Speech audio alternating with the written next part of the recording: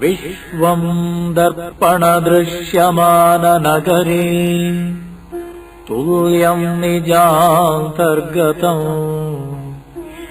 पश्यन्नात्मनि मायया बहिरिवोद्भूतं यथा निद्रया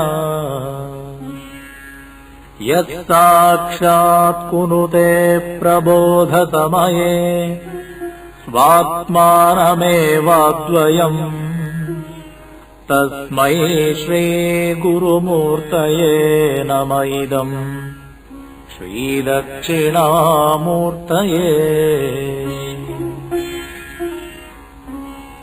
बीजस्यान्तरिवाङ्कुरो जगदिदम् प्राङ्निर्विकल्पम् पुनः मायाकल्पितदेशकालकलना।